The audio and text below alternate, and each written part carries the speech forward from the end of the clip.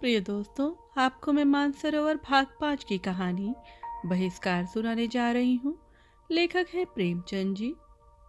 दोस्तों, आपसे अनुरोध है कि कृपया मेरे चैनल को सब्सक्राइब एवं लाइक करें। तो लीजिए सुनते हैं मेरी यानी निधि की आवाज में कहानी बहिष्कार। पंडित ज्ञानचंद्र ने गोविंदी की ओर सतृष्ण नेत्रों से देखकर कहा, मुझे ऐसे निर्दयी प्राणियों से जरा भी सहानुभूति नहीं है। इस बर्बरता की भी कोई हद है। जिसके साथ 3 वर्ष तक जीवन के सुख भोगे, उसे एक जरा सी बात पर घर से निकाल दिया। गोविंदी ने आंखें नीची करके पूछा, आखिर क्या बात हुई थी? ज्ञानचंद, कुछ भी नहीं। ऐसी बातों में कोई बात होती है? शिकायत है कि कालिंदी जबान की तेज है। 3 साल तक जबान तेज न थी, आज जबान की तेज हो गई। कुछ नहीं, कोई दूसरी चिड़िया नजर आ गई होगी। उसके लिए पिंजरे को खाली करना आवश्यक था। बस यह शिकायत निकल आई। मेरा बस चले तो ऐसे दुष्टों को गोली मार दूं। मुझे कई बार कालिंदी से बातचीत करने का अवसर मिला है। मैंने ऐसी हंसमुख दूसरी नहीं देखी। गोविंदी, तुमने सोमदत्त को समझाया नहीं? ज्ञानचंद, ऐसे लोग समझाने से नहीं मानते। यह लात का आदमी है, बातों की उसे क्या परवाह। मेरा तो यह विचार है कि जिससे एक बार संबंध हो गया, फिर चाहे वह अच्छी हो या बुरी, उसके साथ जीवन भर निर्वाह करना चाहिए। मैं तो कहता हूं, अगर स्त्री के कुल में कोई दोष भी निकल आए तो क्षमा से काम लेना चाहिए। गोविंदी ने कातर नेत्रों से देखकर कहा, ऐसे आदमी तो बहुत कम होते हैं। ज्ञानचंद, समझ में नहीं आता कि जिसके साथ इतने दिन हंसे बोले, जिसके प्रेम की स्मृतियां हृदय के एक एक अणु में समाई हुई हैं, उसे दर दर ठोकरे खाने को कैसे छोड़ दिया।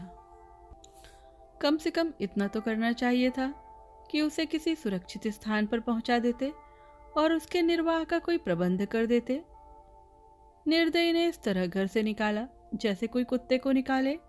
बेचारी गांव के बाहर बैठी रो रही है। कौन कह सकता है कहाँ जाएगी? शायद मायके भी कोई नहीं रहा। सोमदत्त के डर के मारे गांव का कोई आदमी उसके पास भी नहीं आता। ऐसे बग्गड़ का क्या ठिकाना? जो आदमी स्त्री का न हुआ, वह दूसरे का क्या होगा? उसकी दशा देखकर मेरी आंखों में तो आंसू भर आए। जी में तो आया कहूँ, बहन तुम मेरे घर चलो।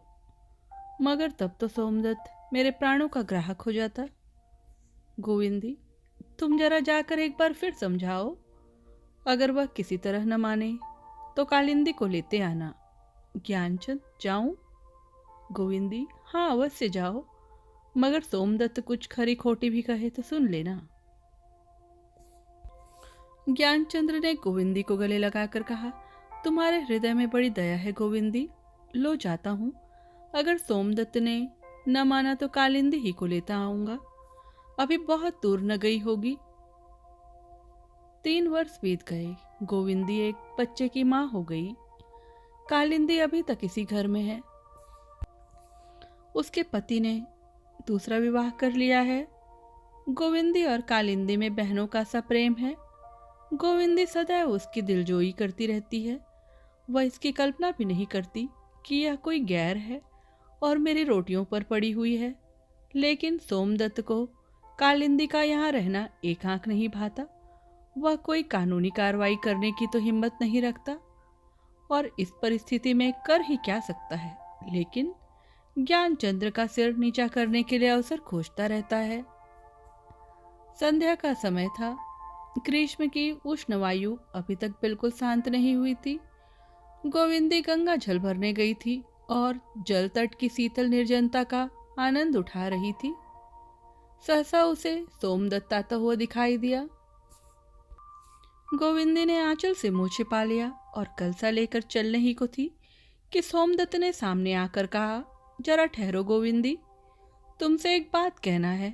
तुमसे यह पूछना चाहता हूँ कि तुमसे कहूँ या ज्ञानू से? गोविंदी ने धीरे से कहा, उन्हीं से कह दीजिए।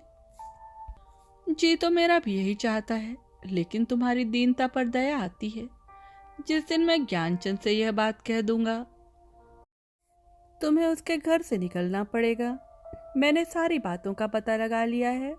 तुम्हारा बाप कौन था, तुम किस घराने की हो, तुम्हारी माँ की क्या दशा हुई, यह सारी कथा जानता हूँ। क्या तुम समझती हो कि ज्ञानचंद्र यह कथा सुनकर तुम्हें अपने घर में रखेगा? उसके विचार कितने ही स्वाधीन क्यों न हो, पर जीती मक्खी नहीं निकल सकता। गोविंदी ने थर थर कांपते हुए कहा, जब आप सारी बातें जानते हैं तो मैं क्या कहूँ, आप जैसा उचित समझे करें। लेकिन मैंने तो आपके साथ कभी कोई बुराई नहीं की। सोमदत्त, तुम लोगों ने गांव में मुझे कहीं मुंह दिखाने के योग्य नहीं रखा, तिस पर कहती हो मैंने तुम्हारे साथ कोई बुराई नहीं की। 3 साल से कालिंदी को आश्रय देकर मेरी आत्मा को जो कष्ट पहुंचाया है वह मैं ही जानता हूँ। 3 साल से मैं इस फिक्र में था कि कैसे इस अपमान का दंड दूं। अब वह अवसर पाकर उसे किसी तरह नहीं छोड़ सकता। गोविंदी, अगर आपकी यही इच्छा है कि मैं यहाँ न रहूं तो मैं चली जाऊंगी, आज ही चली जाऊंगी। लेकिन आप उनसे कुछ न कहिए, आपके पैरों पड़ती हूँ। सोमदत्त, कहाँ चली जाओगी? गोविंदी, और कहीं ठिकाना नहीं है तो गंगा जी तो हैं ही। सोमदत्त, नहीं गोविंदी, मैं इतना निर्दयी नहीं हूँ। मैं केवल इतना चाहता हूँ कि तुम कालिंदी को अपने घर से निकाल दो, और मैं कुछ और नहीं चाहता। 3 दिन का समय देता हूँ, खूब सोच विचार लो। अगर कालिंदी तीसरे दिन तुम्हारे घर से न निकली तो तुम जानोगी। सोमदत्त वहां से चला गया। गोविंदी कलसा लिए मूर्ति की भांति खड़ी रह गई। उसके सम्मुख कठिन समस्या आ खड़ी हुई थी। वह थी कालिंदी। घर में एक ही रह सकती थी, दोनों के लिए उस घर में स्थान न था। क्या कालिंदी के लिए वह अपना घर, अपना स्वर्ग त्याग देगी? कालिंदी अकेली है, पति ने उसे पहले ही छोड़ दिया है। वह जहाँ चाहे जा सकती है, पर वह अपने प्राणाधार और प्यारे बच्चों को छोड़कर कहाँ जाएगी? लेकिन कालिंदी से वह क्या कहेगी, जिसके साथ इतने दिनों तक बहनों की तरह रही?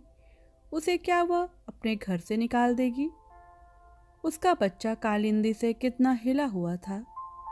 कालिंदी उसे कितना चाहती थी। क्या उस परित्यक्ता दीना को वह अपने घर से निकाल देगी?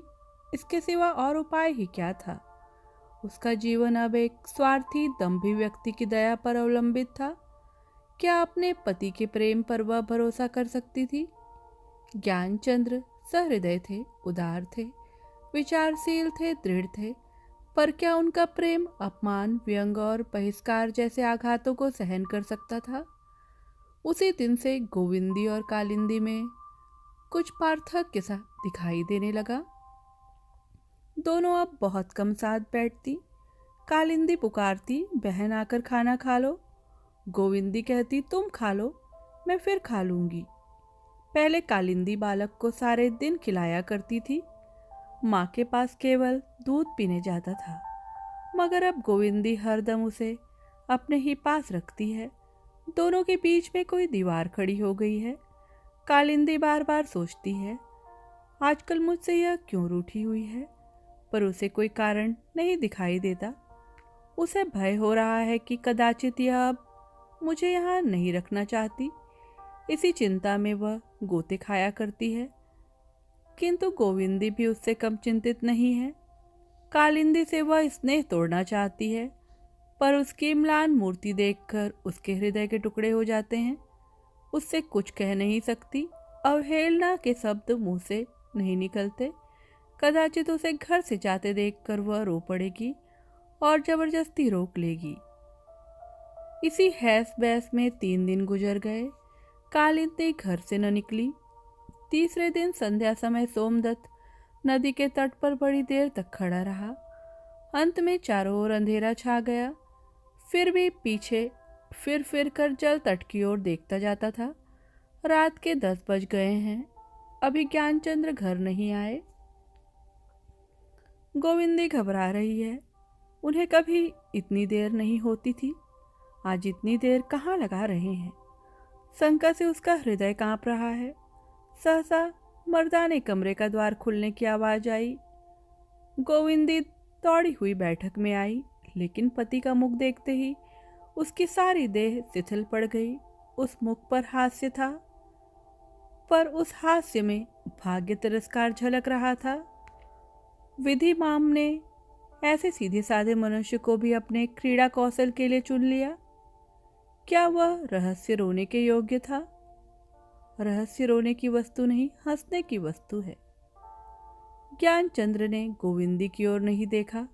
कपड़े उतारकर सावधानी से अलगनी पर रखे, जूता उतारा और फर्श पर बैठकर एक पुस्तक के पन्ने उलटने लगा। गोविंदी ने डरते डरते कहा, आज इतनी देर कहाँ की? भोजन ठंडा हो रहा है। ज्ञानचंद्र ने फर्श की ओर ताकते हुए कहा, तुम लोग भोजन कर लो, मैं एक मित्र के घर खा कर आया हूँ। गोविंदी इस कहाँ से समझ गई। एक क्षण के बाद फिर बोली, चलो थोड़ा सा ही खा लो। ज्ञानचंद्र, अब बिल्कुल भूख नहीं है गोविंदी, तो मैं भी जाकर सो रहती हूँ। ज्ञानचंद्र ने अब गोविंदी की ओर देखकर कहा, क्यों, तुम क्यों न खाओगी? वह और कुछ न कह सकी, गला भर आया। ज्ञानचंद्र ने समीप आकर कहा, मैं सच कहता हूँ गोविंदी, एक मित्र के घर भोजन कर आया हूँ, तुम जाकर खा लो। गोविंदी पलंग पर पड़ी हुई चिंता, नैराश्य और विषाद के अपार सागर में गोते खा रही थी। यदि कालिंदी का उसने बहिष्कार कर दिया होता तो आज उसे इस विपत्ति का सामना न करना पड़ता, किंतु यह अमानुषिक व्यवहार उसके लिए असाध्य था और इस दशा में भी उसे इसका दुख न था। ज्ञानचंद्र की ओर से यूं तिरस्कृत होने पर भी उसे दुख न था। जो ज्ञानचंद्र नित्य धर्म और सज्जनता की डींगे मारा करता था, वही आज इसका इतनी निर्दयता से बहिष्कार करता हुआ जान पड़ता था। उस पर उसे लेस मात्र भी दुख, क्रोध या द्वेष न था। उसके मन को केवल एक ही भावना आंदोलित कर रही थी, वह अब इस घर में कैसे रह सकती है। अब तक वह इस घर की स्वामिनी थी, इसलिए न कि वह अपने पति के प्रेम की स्वामिनी थी, पर अब वह प्रेम से वंचित हो गई थी। अब इस घर पर उसका क्या अधिकार था? वह अब अपने पति को मुंह ही कैसे दिखा सकती थी? वह जानती थी ज्ञानचंद्र अपने मुंह से उसके विरुद्ध एक शब्द भी न निकालेंगे, पर उसके विषय में ऐसी बातें जानकर क्या वह उससे प्रेम कर सकते थे? कदापि नहीं। इस वक्त न जाने क्या समझकर चुप रहे। सवेरे तूफान उठेगा। कितने ही विचारशील हों, पर अपने समाज से निकल जाना कौन पसंद करेगा? स्त्रियों की संसार में कमी नहीं, मेरी जगह हजारों मिल जाएंगी। मेरी किसी को क्या परवाह, अब यहाँ रहना बेहयाई है। आखिर कोई लाठी मारकर थोड़े ही निकाल देगा। हयादार के लिए आंख का इशारा बहुत है। मुंह से न कहें, मन की बात और भाव छिपे नहीं रहते। लेकिन मीठी निद्रा की गोद में सोए हुए शिशु को देखकर ममता ने उसके असक्त हृदय को और भी कातर कर दिया। इस अपने प्राणों के आधार को वह कैसे छोड़ेगी? शिशु को उसने गोद में उठा लिया और खड़ी रोती रही। 3 साल कितने आनंद से गुजरे।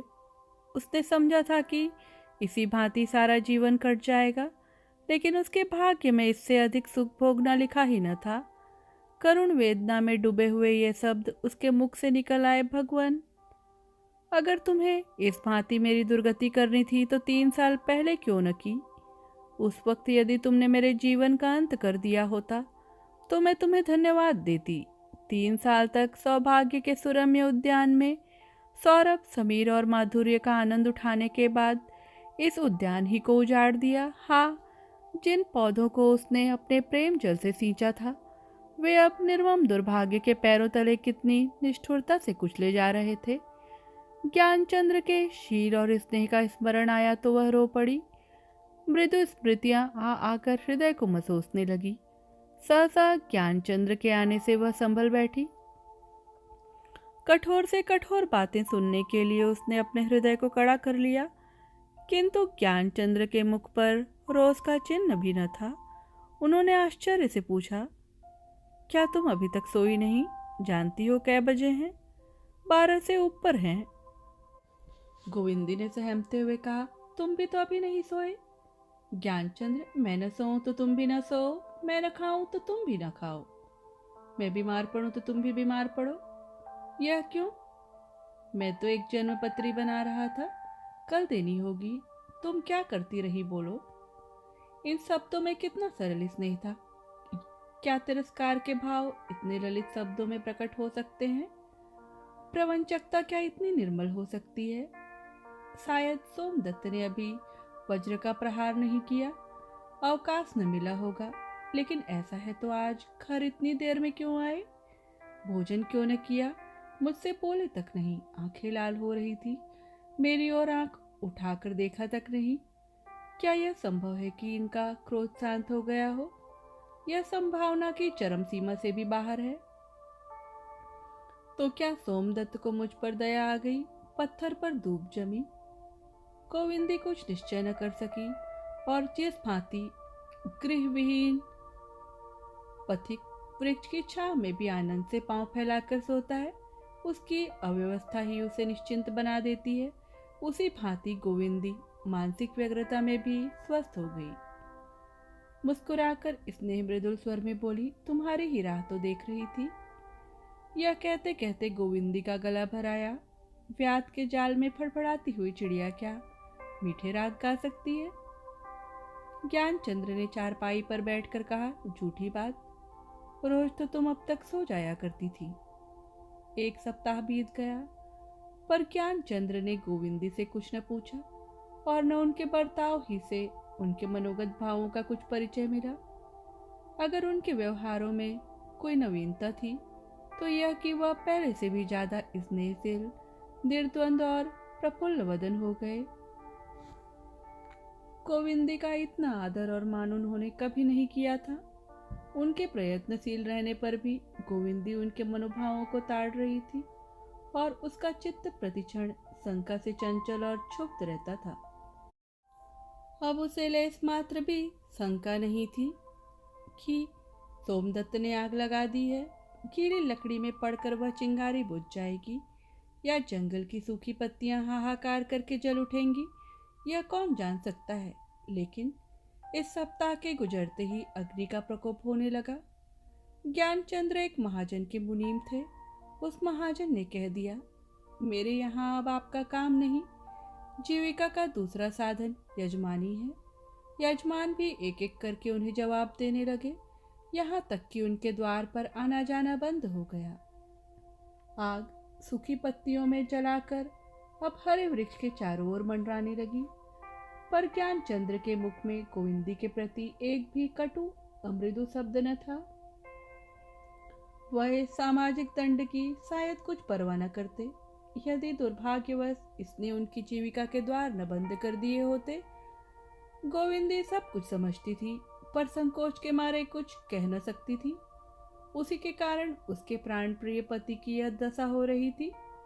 यह उसके लिए डूब मरने की बात थी, पर कैसे प्राणों का उत्सर्ग करे, कैसे जीवन मोह से मुक्त हो।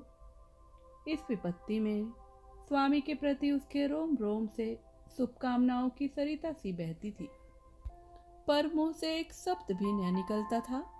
भाग्य की सबसे निष्ठुर लीला उस दिन हुई जब कालिंदी भी बिना कुछ कहे सुने सोमदत्त के घर जा पहुंची, जिसके लिए यह सारी यातनाएं झेलनी पड़ी। उसी ने अंत में बेवफाई की। ज्ञानचंद ने सुना तो केवल मुस्कुरा दिए, पर गोविंदी इस कुटिल आघात को इतनी शांति से सहन न कर सकी। कालिंदी के प्रति उसके मुख से अप्रिय शब्द निकल ही आए। ज्ञानचंद्र ने कहा, उसे व्यर्थ ही कोसती हो प्रिय, उसका कोई दोष नहीं। भगवान हमारी परीक्षा ले रहे हैं। इस वक्त धैर्य के सिवा हमें किसी से कोई आशा न रखनी चाहिए।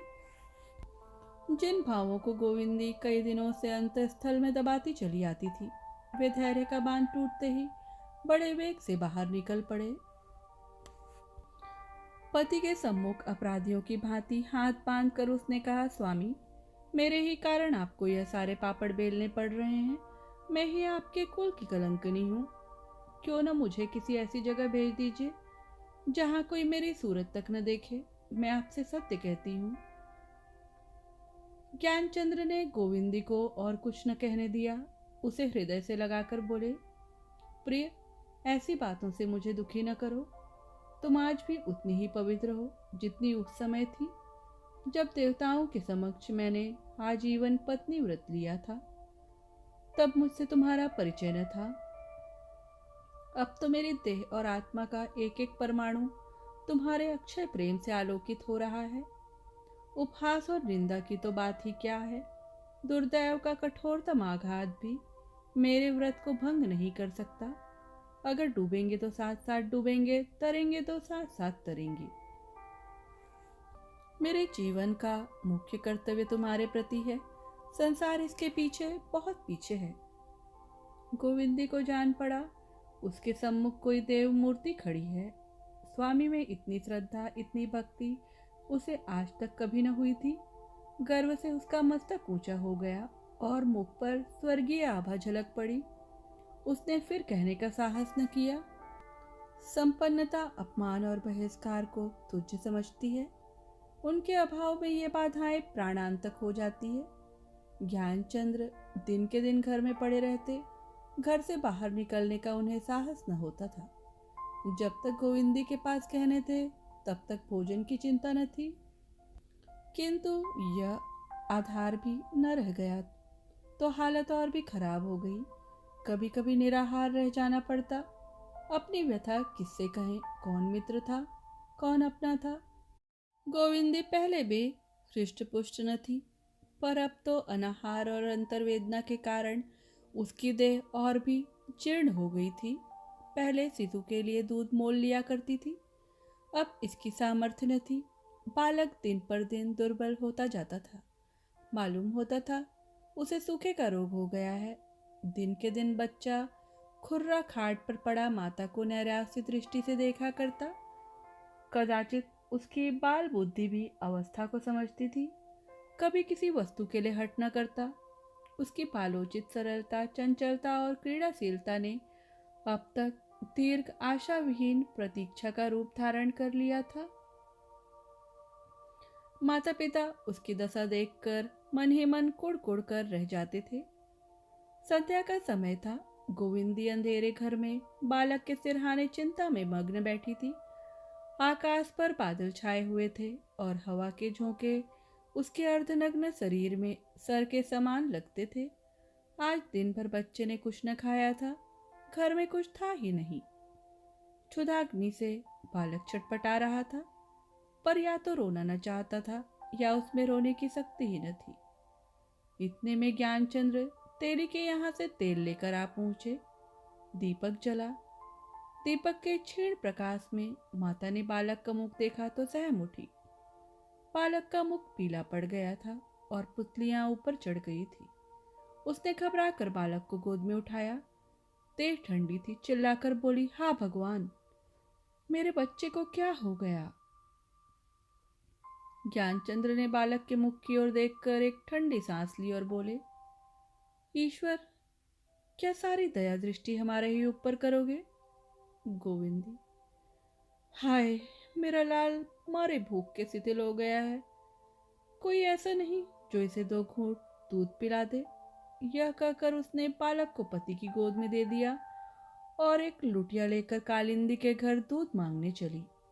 जिस कालिंदी ने आज 6 महीने से इस घर की ओर ताका न था, उसी के द्वार पर दूध की भिक्षा मांगने जाते हुए उसे कितनी ग्लानि, कितना संकोच हो रहा था, वह भगवान के सिवा और कौन जान सकता था। यह वही बालक है जिस पर एक दिन कालिंदी प्राण देती थी, पर उसकी ओर से अब उसने अपना हृदय इतना कठोर कर लिया था कि घर में कई गौवें लगने पर भी एक चुल्लू दूध न भेजा। उसी की दया भिक्षा मांगने आज रात, अंधेरी रात में भीगती हुई गोविंदी दौड़ी जा रही है। माता, तेरे वात्सल्य को धन्य है। कालिंदी दीपक लिए तालान में खड़ी गाय दुहा रही थी। पहले स्वामिनी बनने के लिए वह सौत से लड़ा करती थी। सेविका का पद उसे स्वीकार न था। अब सेविका का पद स्वीकार करके स्वामिनी बनी हुई थी। गोविंदी को देखकर तुरंत निकल आई और विस्मय से बोली, क्या है बहन, पानी बूंदी में कैसे चली आई? गोविंदी ने सकुचाते हुए कहा, लाला बहुत भूखा है कालिंदी, आज दिन भर कुछ नहीं मिला, थोड़ा सा दूध लेने आई हूँ। कालिंदी भीतर जाकर दूध का मटका लिए बाहर निकल आई और बोली, जितना चाहे ले लो गोविंदी, दूध की कौन कमी है। लाला तो अब चलता होगा, बहुत जी चाहता है कि जाकर उसे देखाऊं, लेकिन जाने का हुक्म नहीं है। पेट पालना है तो हुक्म मानना ही पड़ेगा। तुमने बतलाया ही नहीं, नहीं तो लाला के लिए दूध का तोड़ा थोड़ी ही है। मैं चली क्या आई कि तुमने उसका मुंह देखने को तरसा डाला। मुझे कभी पूछता है। यह कहते हुए कालिंदी ने दूध का मटका गोविंदी के हाथ में रख दिया। गोविंदी के आंखों से आंसू बहने लगे।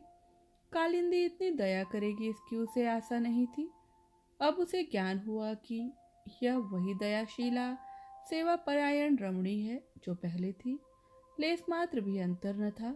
बोली, इतना दूध लेकर क्या करूंगी बहन, इस लोटिया में डाल दो। कालिंदी, दूध छोटे बड़े सभी खाते हैं, ले जाओ। धीरे, यह मत समझो कि मैं तुम्हारे घर से चली आई तो वीरानी हो गई। भगवान की दया से अब यहाँ किसी बात की चिंता नहीं। मुझसे कहने भर की देर है। हाँ, मैं आऊंगी नहीं, इससे लाचार हूँ। कल किसी बेला लाला को लेकर नदी किनारे आ जाना, देखने को बहुत जी चाहता है। गोविंदी दूध की हांडी लिए घर चली। गर्वपूर्ण आनंद के मारे उसके पैर उड़े जाते थे। ड्योढ़ी में पैर रखते ही बोली, जरा दिया दिखा देना, यहाँ कुछ सुझाई नहीं देता। ऐसा न हो कि दूध गिर पड़े। ज्ञानचंद्र ने दीपक दिखा दिया। गोविंदी ने बालक को अपनी गोद में लेटाकर कटोरी से दूध पिलाना चाहा, पर एक घूंट से अधिक दूध कंठ में न गया। बालक ने हिचकी ली और अपनी जीवन लीला समाप्त कर दी। करुण रोदन से घर गूंज उठा। सारी बस्ती के लोग चौंक पड़े। पर जब मालूम हो गया कि ज्ञानचंद्र के घर से आवाज आ रही है, तो कोई द्वार पर न आया। रात भर भग्न हृदय दंपत्ति रोते रहे। प्रातःकाल ज्ञानचंद ने सौ उठा लिया और शमशान की ओर चले। सैकड़ों आदमियों ने उन्हें जाते देखा, पर कोई समीप न आया। कुल मर्यादा संसार की सबसे उत्तम वस्तु है, उस पर प्राण तक न्यौछावर कर दिए जाते हैं।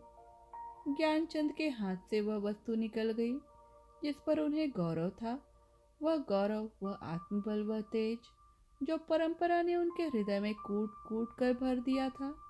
उसका कुछ अंश तो पहले ही मिट चुका था। बचा खुचा पुत्र शोक ने मिटा दिया। उन्हें विश्वास हो गया कि उनके अविचार का ईश्वर ने यह दंड दिया है। दुरावस्था, जीर्णता और मानसिक दुर्बलता सभी इस विश्वास को दृढ़ करती थी। वह गोविंदी को अब भी निर्दोष समझते थे। उसके प्रति एक कटु शब्द उनके मुंह से न निकलता था, न कोई कटु भाव ही उनके दिल में जगह पाता था।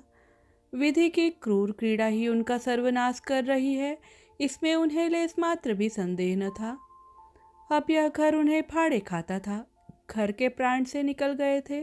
अब माता किसे गोद में लेकर चंदा मामा को बुलाएगी, किसे उपटन मलेगी, किसके लिए प्रातःकाल हलवा बनाएगी। अब सब कुछ शून्य था। मालूम होता था कि उनके हृदय निकाल लिए गए हैं। अपमान, कष्ट, अनाहार, इन सारी विडंबनाओं के होते हुए भी बालक की बाल क्रीड़ाओं में वे सब कुछ भूल जाते थे। उसके स्नेहमय लालन पालन में ही अपना जीवन सार्थक समझते थे। अब चारों ओर अंधकार था।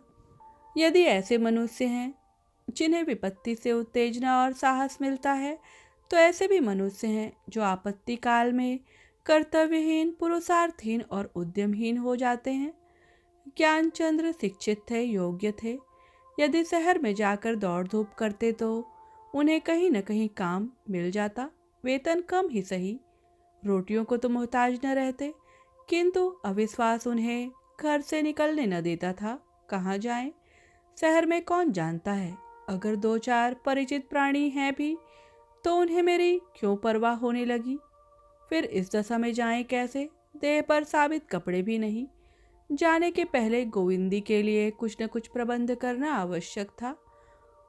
उसका कोई सुविधा न था। इन्हीं चिंताओं में पड़े पड़े उनके दिन कटते जाते थे। यहाँ तक कि उन्हें घर से बाहर निकलते ही बड़ा संकोच होता था। गोविंदी ही पर अन्नोपार्जन का भार था। बेचारी दिन को बच्चों के कपड़े सीती, रात को दूसरों के लिए आटा पीसती। ज्ञानचंद्र सब कुछ देखते थे और माथा ठोक कर रह जाते थे। एक दिन भोजन करते हुए ज्ञानचंद्र ने आत्मधिक्कार के भाव से मुस्कुरा कर कहा, मुझसा निर्लज्ज पुरुष भी संसार में दूसरा न होगा, जिसे स्त्री की कमाई खाते भी मौत नहीं आती। गोविंदी ने भौं सिकोड़ कर कहा, तुम्हारे पैरों पड़ती हूँ, मेरे सामने ऐसी बातें मत किया करो। है तो यह सब मेरे ही कारण। ज्ञानचंद्र, तुमने पूर्व जन्म में कोई बड़ा पाप किया था गोविंदी, जो मुझ जैसे निखट्टू के पाले पड़ी।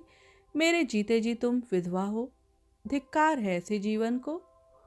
गोविंदी, तुम मेरा ही खून पियो, अगर फिर इस तरह की कोई बात मुंह से निकालो, तुम्हारी दासी बनकर मेरा जन्म सुफल हो गया। मैं इसे पूर्व जन्म की तपस्या का पुनीत फल समझती हूँ। दुख सुख किस पर नहीं आता, तुम्हें भगवान कुशल से रखे, यही मेरी अभिलाषा है। ज्ञानचंद्र, भगवान तुम्हारी अभिलाषा पूर्ण करे। खूब चक्की पीसो। गोविंदी, तुम्हारी पला से चक्की पीसती हूँ। ज्ञानचंद्र, हाँ हाँ पीसो, मैं मना थोड़े ही करता हूँ। तुम न चक्की पीसोगी तो यहाँ मूंछों पर ताव देकर खाएगा कौन।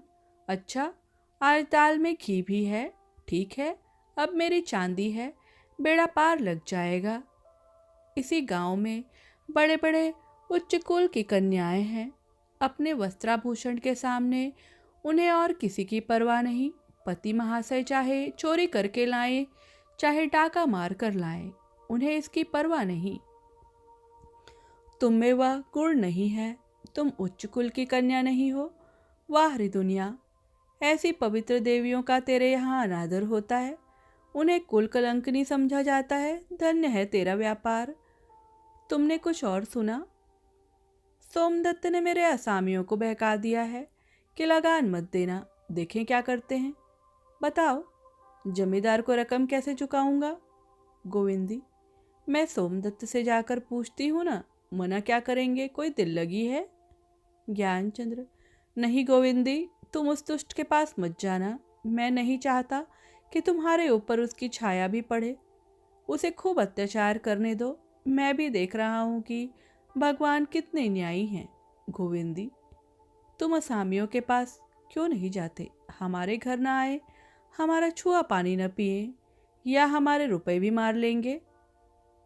ज्ञानचंद्र, वाह, इससे सरल तो कोई काम ही नहीं है। कह देंगे हम रुपए दे चुके, सारा गांव उनकी तरफ हो जाएगा। मैं तो अब गांव भर का द्रोही हूं ना। आज खूब डट कर भोजन किया, अब मैं भी रईस हूँ। बिना हाथ पैर हिलाए गुलछर्रे उड़ाता हूँ। सच कहता हूँ, तुम्हारी ओर से अब मैं निश्चिंत हो गया। देश विदेश भी चला जाऊं तो तुम अपना निर्वाह कर सकती हो। गोविंदी, कहीं जाने का काम नहीं है। ज्ञानचंद्र, तो यहाँ जाता ही कौन है? किसे कुत्ते ने काटा है जो यह सेवा छोड़कर मेहनत मजूरी करने जाए? तुम सचमुच देवी हो गोविंदी। भोजन करके ज्ञानचंद्र बाहर निकले। गोविंदी भोजन करके कोठरी में आई तो ज्ञानचंद्र न थे। समझी कहीं बाहर चले गए होंगे। आज पति की बातों से उसका चित्त कुछ प्रसन्न था। शायद अब वह नौकरी चाकरी की खोज में कहीं जाने वाले हैं। यह आशा बंधा रही थी। हाँ, उनकी व्यंग्योक्तियों का भाव उसकी समझ में ही न आता था। ऐसी बातें वह कभी न करते थे। आज क्या सोची? कुछ कपड़े सीने थे, जाड़ों के दिन थे। गोविंदी धूप में बैठकर सीने लगी। थोड़े ही देर में शाम हो गई। अभी तक ज्ञानचंद्र नहीं आए। तेल बत्ती का समय आया। फिर भोजन की तैयारी करने लगी। कालिंदी थोड़ा सा दूध दे गई थी। गोविंदी को तो भूख न थी। अब वह एक ही बेला खाती थी। हाँ, ज्ञानचंद्र के लिए रोटियां सेकनी थी। सोचा, दूध है ही, दूध रोटी खा लेंगे। भोजन बनाकर निकली ही थी कि सोमदत्त ने आंगन में आकर पूछा, कहाँ है ज्ञानू? गोविंदी कहीं गए हैं। सोमदत्त कपड़े पहन कर गए हैं। गोविंदी हाँ, काली मिर्जई पहने थे। सोमदत्त जूता भी पहने थे। गोविंदी की छाती धाड़ धाड़ करने लगी, बोली, हाँ जूता तो पहने थे, क्यों पूछते हो? सोमदत्त ने जोर से हाथ मारकर कहा, हाय ज्ञानू हाय। गोविंदी घबरा कर बोली, क्या हुआ दादाजी? हाय बताते क्यों नहीं? सोमदत्त अभी थाने से आ रहा हूं, वहां उनकी लाश मिली है, रेल के नीचे दब गए। हाय ज्ञानू, मुझ हत्यारे को क्यों न मौत आ गई? गोविंदी के मुंह से फिर कोई शब्द न निकला। अंतिम हाय के साथ बहुत दिन तक तड़पता हुआ प्राण पक्षी उड़ गया। एक क्षण में गांव की कितनी ही स्त्रियां जमा हो गईं। सब कहती थी, देवी थी, सती थी। प्रातःकाल 2 अर्थियां गांव से निकली। एक पर रेशमी चुंदरी का कफन था, दूसरी पर रेशमी शॉल का। गांव के द्विजों में से केवल सोमदत्त साथ था। शेष गांव के नीच जाति वाले आदमी थे। सोमदत्त ही ने दाह क्रिया का प्रबंध किया था। वह रह रह कर दोनों हाथों से अपनी छाती पीटता था और जोर जोर से चिल्लाता था, हाय हाय ज्ञानू। दोस्तों, आप सुन रहे थे प्रेमचंद जी की कहानी बहिष्कार।